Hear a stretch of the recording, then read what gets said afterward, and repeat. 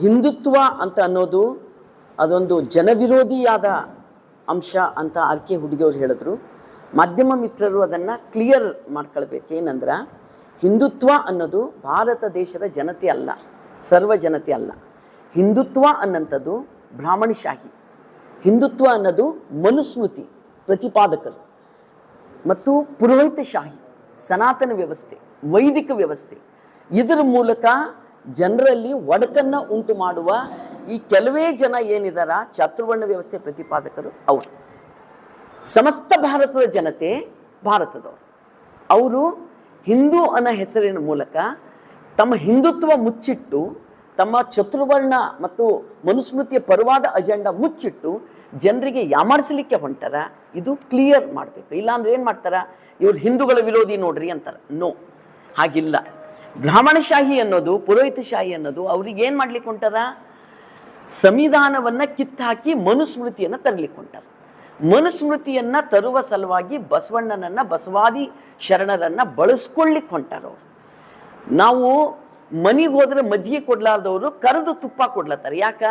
ಯಾಕಂತ ಕೇಳಿದ್ರೆ ಬಸವಣ್ಣ ಮತ್ತು ಎಲ್ಲ ಶರಣರು ಮತ್ತು ವಚನ ಸಾಹಿತ್ಯ ಇಡೀ ನಮ್ಮ ಕನ್ನಡ ನಾಡು ಅಷ್ಟೇ ಅಲ್ಲ, ನಮ್ಮ ದೇಶದ ಒಳಗನೆ ಸರ್ವಜನತೆಯ ಸಮಾನತೆಗಾಗಿ ಬಂದಂಥ ಚಳುವಳಿ.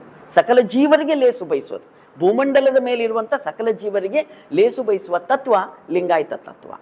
ಇದನ್ನು ಇವರು ಕನ್ನೇರಿ ಸ್ವಾಮಿಯ ಮೂಲಕ ಕೋಮುವಾದಿಗಳು ಮುಟ್ಟಿ ಮೈಲಿಗೆ ಮಾಡಿ ಕನ್ಫ್ಯೂಷನ್ ಹಿಡಿಸ್ಲಿಕ್ಕೆ ಹೊಂಟಾರೆ.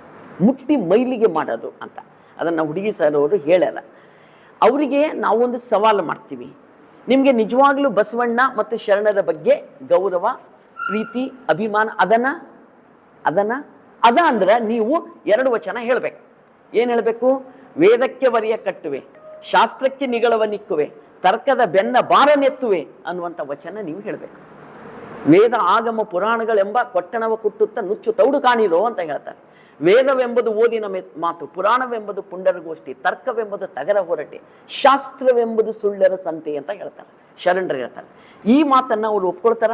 ಕನ್ನೇರಿ ಮತ್ತು ಕನ್ನೇರಿ ಸ್ವಾಮಿಯವರ ಹಿಂದೆ ಇರುವಂಥ ಚಾತುರ್ವರ್ಣ ಪ್ರತಿಪಾದಕರು, ಮನುಸ್ಮೃತಿ ಪ್ರತಿಪಾದಕರು ಇದನ್ನು ಒಪ್ಪಿದ್ರ ಅವ್ರು ಮನುಸ್ಮೃತಿಯನ್ನು ಧಿಕ್ಕಾರ ಅಂತ ಹೇಳಿ ಇದು ಮಾಡಬೇಕಾಗ್ತದೆ. ಹಾಗೆ ಮಾಡ್ತಾರ? ಮಾಡಲ್ಲ. ಅವ್ರು ಏನು ಮಾಡ್ಲಿಕ್ಕೆ ಹೊಂಟಾರಂದ್ರೆ ಶರಣಾದಿ ಪ್ರಮಥರನ್ನು, ಬಸವಣ್ಣ ಎಲ್ಲರನ್ನ ಅವರು ಮುಟ್ಟಿ ಮೈಲಿಗೆ ಮಾಡಿ ಇವರು ಹಿಂದುತ್ವ, ಇವರು ಚಾತುರ್ವರ್ಣ, ಇವರು ಮನುಸ್ಮೃತಿ ಪ್ರತಿಪಾದಕರು ಅಂತ ಸುಳ್ಳು ಜನರ ಮಧ್ಯದಲ್ಲಿ ಬಿತ್ತಲಿಕ್ಕೆ ಹೊಂಟಾರೆ. ಹಾಗಾಗಿ ದಯವಿಟ್ಟು ಮಾಧ್ಯಮ ಮಿತ್ರರು ಹಿಂದುತ್ವ ಏನು ಜನವಿರೋಧಿ ಅನ್ನೋ ಅಂಶ ಅದಲ್ಲ, ಅದು ಈ ಅರ್ಥದಲ್ಲಿ ತಗೋಬೇಕು ಅಂತ ನಾನು ವಿನಂತಿಯನ್ನು ಮಾಡ್ತಿದ್ದೀನಿ. ಸೊ ಯಾದಗಿರಿ ಜಿಲ್ಲೆ ಈಗಾಗಲೇ ಎಲ್ಲರೂ ಮಾತಾಡ್ಯಾರ. ಬಸವ ಸಂಸ್ಕೃತಿ ಉತ್ಸವ ಅಂತ ಮಾಡಿದ್ರು ಕರ್ನಾಟಕದೊಳಗೆ. ಅವಾಗ ಭಾಳ ಕೆಟ್ಟದಾಗಿ ಮಾತಾಡಿದ್ರು ಕನ್ನೇರಿ ಸ್ವಾಮಿ. ಏನು ಮಾತಾಡಿದ್ರು ಹುಡುಗಿ ಸರ್?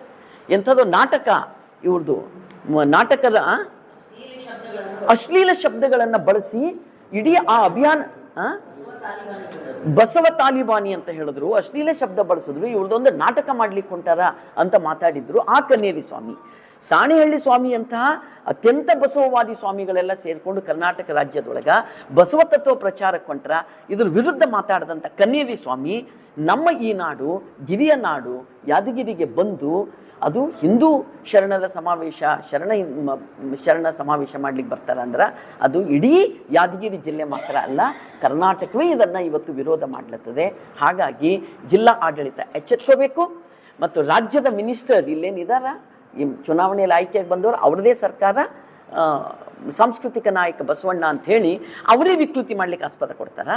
ಹಾಗಾಗಬಾರ್ದು ಅನ್ನುವ ಸಲುವಾಗಿ ಈ ಹೋರಾಟ ಮತ್ತು ಕಾರ್ಯಕ್ರಮಗಳು ಇವತ್ತಿನ ದಿನ ಎಲ್ಲರೂ ಸೇರಿಕೊಂಡು ಜಿಲ್ಲಾಧಿಕಾರಿಗಳಿಗೂ SP ಅವರಿಗೂ ಈ ಆಗ್ರಹ ಪತ್ರವನ್ನು ಕೊಡಲಿಕ್ಕೆ ನಾವಿಲ್ಲಿಂದ ಹೊರಟಿದ್ದೀವಿ.